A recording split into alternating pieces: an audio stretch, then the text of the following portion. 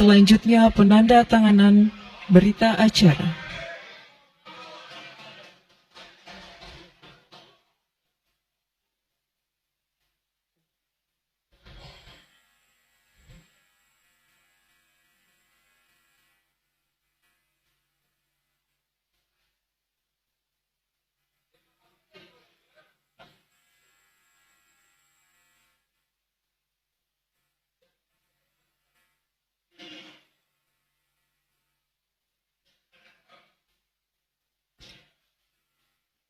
Selanjutnya penyerahan hasil rekomendasi LKPJ dari Ketua DPRD kepada Gubernur Jawa Barat disaksikan oleh para wakil Ketua DPRD.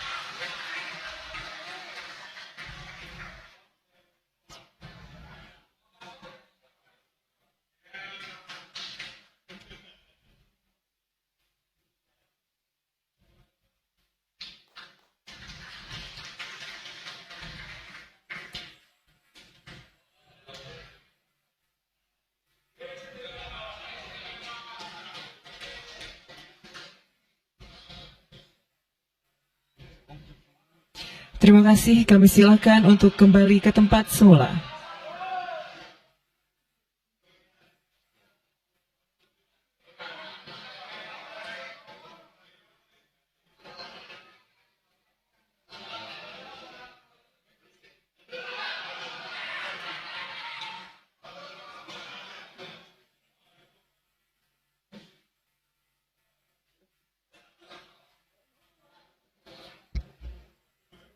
Rapat Paripurna DPRD yang kami hormati, demikian telah kita ikuti bersama rangkaian penyampaian keputusan DPRD. Acara selanjutnya adalah pendapat akhir Gubernur Jawa Barat terhadap Ranperda tentang investasi dan kemudahan berusaha, kemudian dilanjutkan dengan penyampaian sambutan Gubernur. Kami persilakan.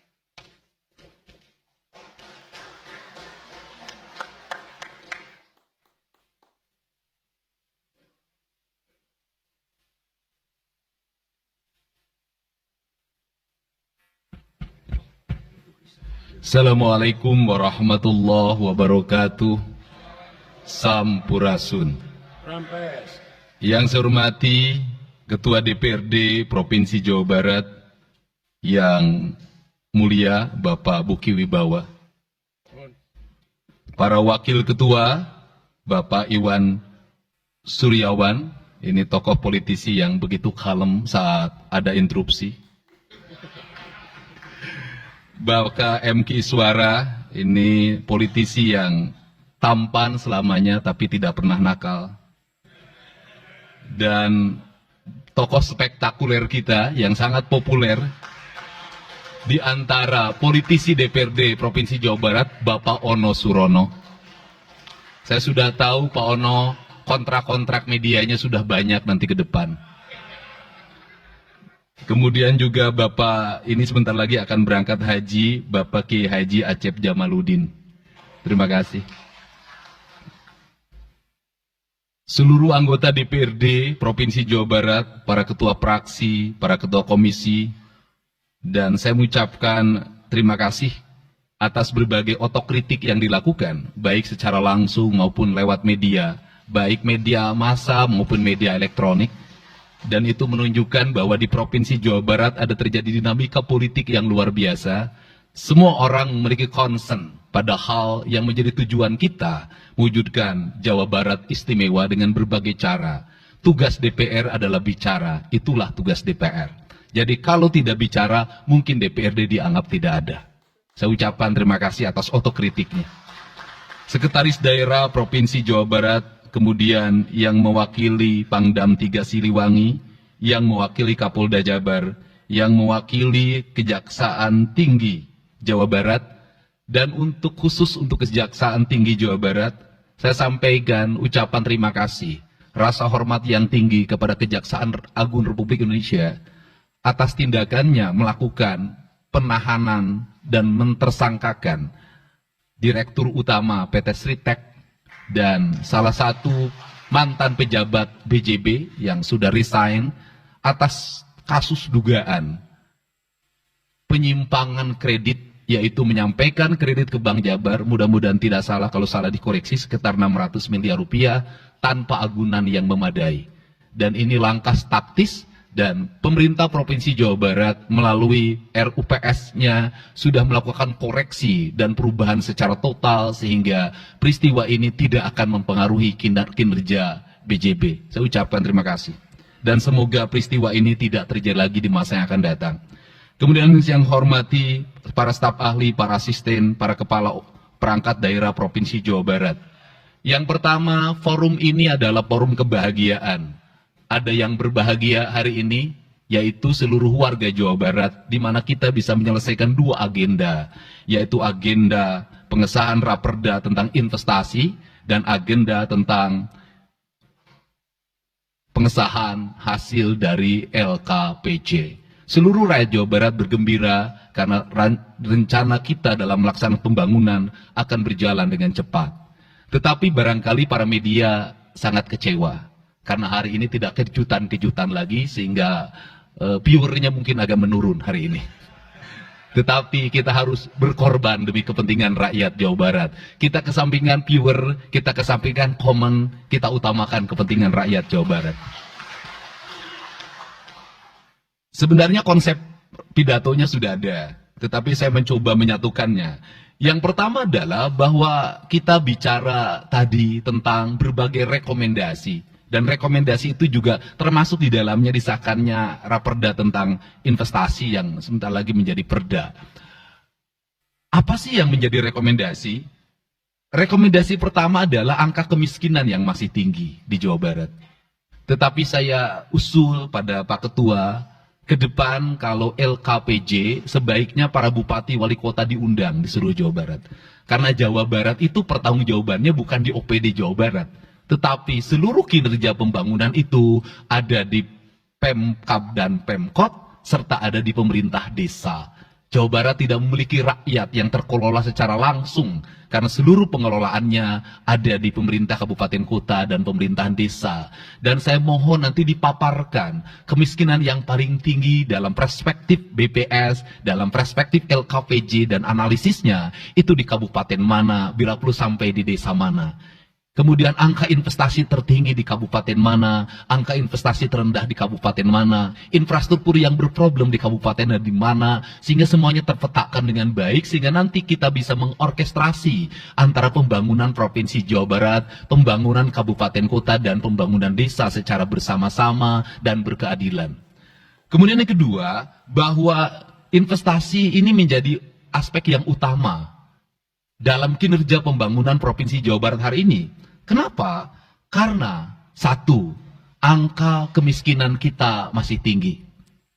Kemudian angka kemiskinan yang tinggi di Indonesia sebenarnya juga dipengaruhi oleh jumlah penduduk yang tinggi.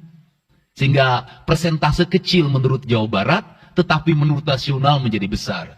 Keberhasilan Indonesia sangat tergantung terhadap kinerja pemerintah Provinsi Jawa Barat, pemerintah kabupaten kota, dan pemerintahan desa. Yang kedua adalah pendidikan. Yang ketiga adalah infrastruktur. Yang keempat, kesehatan. Yang kelima, pengendalian penduduk. Yang keenam adalah pengendalian lingkungan. Kemudian yang ketujuh adalah belanja pemerintah yang masih besar. Belanja tidak langsungnya, yaitu belanja untuk kepentingan pegawai. Yang kedelapan adalah pengelolaan aset. Seluruh rangkaian yang menjadi rekomendasi ini adalah tugas kami untuk meneruskan rekomendasinya. Tetapi yakinlah bahwa apa yang kami lakukan selama ini, langkah-langkah yang seringkali kontroversi, langkah-langkah yang seringkali dianggap one man show, langkah-langkah yang seringkali dianggap terlalu sendiri dan terlalu konten, sesungguhnya adalah langkah-langkah menyelesaikan ini semua. Saya berikan contoh. Kalau saya melakukan operasi terhadap penutupan galian C, penutupan areal-areal pelanggaran terhadap lingkungan, kalau saya mengkoordinasikan terlebih dahulu dengan jajaran saya, bisa jadi operasi saya gagal. Kenapa? Karena begitu rapat, besoknya penambangnya sudah tahu apa yang akan kami lakukan. Sehingga kejutan-kejutan itu dilakukan untuk memberikan efek kejut. Dari efek kejut itu melahirkan viral. Dari viral itu melahirkan atensi. Yang pada akhirnya hari ini Jawa Barat seluruh penambangan liar bisa diselesaikan secara hukum. Dan Kapolda memberi atensi yang sangat tinggi. Hari ini Jaksa Agung memberikan perintah kepada Kejaksaan Tinggi untuk melakukan proses pidana bagi siapapun yang melakukan pelanggaran lingkungan dan memberikan kerugian bagi kepentingan masyarakat. Yang kedua, saya sampaikan juga mengenai bagaimana melakukan penanganan terhadap berbagai problem lingkungan yang terjadi, nilai tukar petani yang menurun, kemudian musibah bencana alam yang tidak berhenti. Perlu kami sampaikan bahwa Gubernur Jawa Barat sudah mengeluarkan peraturan gubernur yang melarang alih fungsi lahan, yaitu larangan alih fungsi hutan, larangan alih fungsi areal perkebunan, larangan alih fungsi sumber-sumber pengairan, larangan air fungsi daerah airan sungai, dan larangan alih fungsi pesawahan. Yang itu harus segera ditindaklanjuti oleh kabupaten kota dengan melakukan evaluasi tata ruang secara menyeluruh. Karena inilah jalan yang terbaik apabila kita ingin melakukan perubahan lingkungan di Jawa Barat. Kemudian, masih bicara kemiskinan hubungannya dengan pendidikan. Saya sampaikan bahwa problem kita saat ini, saat pemerintah menggratiskan sekolah sampai SMA, swasta masih bayar, maka gratis itu tidak punya makna. Saya tadi di jalan itu bertemu dengan orang-orangnya menangis di depan saya karena seragamnya tidak bisa terbayar. Saya katakan harga seragam berapa? 1,5 juta. Saya balik, jajan anak ibu berapa? Sehari 20.000. Apa sih yang terjadi? Yang harus diperbaiki bukan hanya pemerintah, tapi juga masyarakat harus diperbaiki. Apa yang harus diperbaiki? Ke sekolahnya harus selalu gratis, tapi biaya konsumsi anaknya selalu diikuti. Apa artinya gratis? Kalau bekal ke sekolah 50.000 per hari. Negara mengeluarkan biaya, tapi orang tua mengeluarkan biaya. Maka kami sudah mengeluarkan surat edaran. Yang surat edaran itu sesungguhnya sebagai upaya sistematik dan menyeluruh sampai tingkat pendidikan dasar, walaupun itu bukan kewenangan gubernur. Tetapi dari sisi surat edaran gubernur bisa dijadikan landasan bagi para bupati dan wali kota membuat surat edaran yang sama. Apa sesungguhnya yang menjadi alam pikiran saya? Alam pikiran saya, kemiskinan terjadi bukan hanya pada persoalan menurunnya pendapatan, tetapi kemiskinan terjadi yang paling besar adalah karena meningkatnya biaya hidup. Biaya hidup yang tinggi misalnya di sekolah, biaya studi tour, biaya perpisahan, biaya outing class, dan berbagai biaya wisudaan, itu adalah biaya yang tinggi dalam pendidikan. Untuk itu, apa yang dilakukan oleh orang tua ketika membelanjakan untuk kepentingan itu? Mereka pinjam bank emok, mereka pinjam bank keliling, mereka pinjam bank pinjol, mereka pinjam NBK, dan mereka pinjam bank Pancasila. Menghentikan ini sesungguhnya, saya lagi menghentikan mereka tradisi meminjam uang dalam keadaan terdesak pada para rentenir. Dan ini strategi untuk menurunkan kemiskinan. Kemudian yang berikutnya adalah perhatian ketika rakyat sakit. Maka pemerintah harus cepat hadir menangani. Kenapa?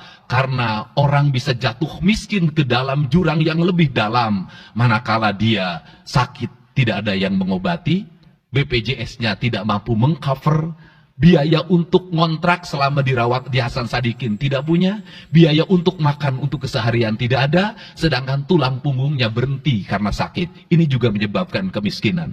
Kemudian yang berikutnya, kemiskinan terjadi karena rusaknya sumber daya alam, air yang hilang, sumber penghidupan yang hilang, sumber energi yang hilang, sumber protein yang hilang, sumber kalori yang hilang di lingkungan berupa kerusakan lingkungan, itu akan melahirkan kemiskinan. Maka alam yang tertata sesungguhnya adalah bagian dari upaya untuk menjaga kemiskinan.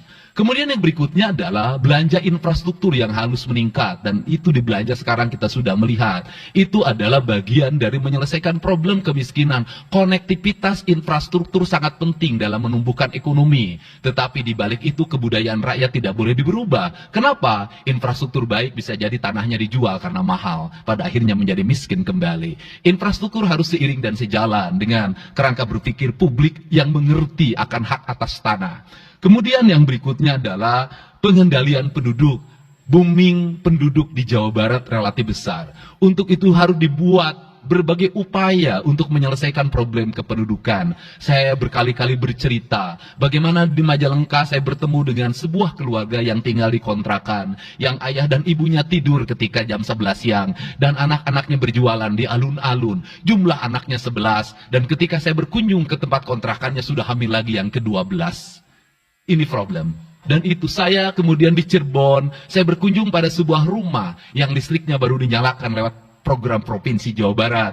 Rumahnya itu ternyata anaknya sudah 4. Padahal dia baru saja menyelesaikan rumah dari pinjaman senilai 25 juta. Dan itu pun belum selesai dan rumahnya 1 kamar. Ketika keluar dari rumah itu saya bertemu dengan seorang bapak yang meminta kepada saya untuk ber-KB. Anaknya sudah 7. Dia tak mau lagi untuk anak yang ke-8. Saya katakan bahwa jumlah anak sangat identik dengan problem kemiskinan. Betul, kemiskinan tidak akan bisa diselesaikan dengan hanya mengatur kelahiran, tetapi setidaknya pengaturan kelahiran adalah bagian dari untuk menekan angka kemiskinan. Dan yang terakhir adalah dari seluruh rangkaian ini adalah belanja pemerintah harus menjadi stimulus bagi kepentingan masyarakat. Maka jumlah-jumlah proyek harus terus segera digulirkan, digelontorkan menjadi kegiatan publik sehingga banyak orang yang kuli, banyak orang yang nyapu, banyak toko-toko yang buka, semen terjual, besi terbeli, dan kemudian regulasi ekonomi berjalan. Warung-warung bisa menjadi tempat para kuli siang hari makan siang. Dan ini adalah bagian dari strategi stimulus ekonomi yang digulirkan oleh pemerintah, itu memiliki sumbangsi terhadap 12% pertumbuhan. Dan yang terakhir adalah investasi. Investasi itu modalnya ada 3. Yang pertama adalah konektivitas infrastruktur, ketersediaan jaringan air bersih. Kita jujur hari ini saya sampaikan ke DPRD, banyak perusahaan-perusahaan yang masih menggunakan air bawah tanah tapi tidak berizin. Bayar pajak tidak, jalan terus. Karena kalau dihentikan mereka pabriknya berhenti. Setelah itu apa? Mereka menjadi objek pemerasan beberapa pihak dalam setiap bulan karena dianggap melanggar perda. Tetapi kalau juga mereka dihentikan, maka pabrik itu berhenti. Dilema itu harus segera diselesaikan. Caranya bagaimana? Caranya adalah pemerintah provinsi melalui Bapeda hari ini harus segera merancang daerah-daerah yang menjadi kawasan industri harus dibangun fasilitas infrastruktur jaringan air bersih dalam bentuk investasi pemerintah sehingga nanti dikoreksikan dengan PAM-PAM atau PDAM di setiap kabupaten kota secara terkoneksi. Dan ini jalan bagi kita menyelamatkan lingkungan dan menorong pertumbuhan PDAM di setiap kabupaten kota. Karena apa? Karena angka pembayaran yang dilakukan oleh industri jauh lebih baik dibanding angka rumah tangga dan angka-angka layanan sosial lainnya. Itu yang pertama. Yang kedua adalah tumbuhnya iklim investasi di mana masyarakat merasa nyaman. Investor merasa nyaman ketika perizinannya cepat. Saya memberitahukan ya bahwa di Indramayu ada pabrik sepatu yang selama 2 tahun tidak mau buka hanya karena perizinan lingkungan hidupnya belum kelar. Saya ngambil langkah pasang badan, lakukan pembangunan karena itu menyerap 8.000 tenaga kerja. Kemudian di Cirebon juga seperti itu. Banyak perizinan yang menggantung bertahun-tahun. Hari ini saya janjikan dalam 1 bulan ini seluruh perizinan di Jawa Barat tuntas dan selesai. Dan saya meminta kepala BPM TSP menjadi VR pemerintah Provinsi Jawa Barat untuk senantiasa tiap hari melihat data dan dokumen di setiap kabupaten kota. Mana yang terlambat, mana yang mengalami hambatan. Kemudian yang berikutnya adalah kenyamanan dalam berusaha. Kenyamanan dalam berusaha adalah keterangan para investor dan lingkungan masyarakat terhadap berbagai aksi gangguan dari orang yang mengatasnamakan diri preman. Untuk itu hari ini kita cukup bersyukur di Jawa Barat, peristiwa ini sudah hampir tidak ada. Kapolda kalau dengar ada preman, hari ini turun termasuk ke Garut, dengar ada preman, Kapolda turun. Ini semua stakeholder sudah bergerak dengan baik, layanan investasi sudah berjalan dengan baik, tinggal satu lagi hambatan investasi adalah masyarakat menaikkan harga tanahnya luar biasa. Kasus BYD, kenapa mengalami hambatan sekitar 20 hektar, masih belum terbebaskan? Karena rakyatnya hari ini meminta 3 juta rupiah per meter. Padahal di situ dulu 150 ribu, itu pun jarang yang beli. Ini problem kita. Apa peran gubernur saya sampaikan? Peran gubernur bukan hanya mendorong bagaimana investasi berjalan melalui mekanisme administratif. Saya sampai turun untuk mijitin orang yang jual agar mau jual. Dan sudah ada beberapa yang berhasil saya rayu, saya dekati dengan harga. Itu pun tidak terlalu rendah, harganya 1,1 juta. Itu sudah paling murah. Ini yang terjadi di Jawa Barat hari ini.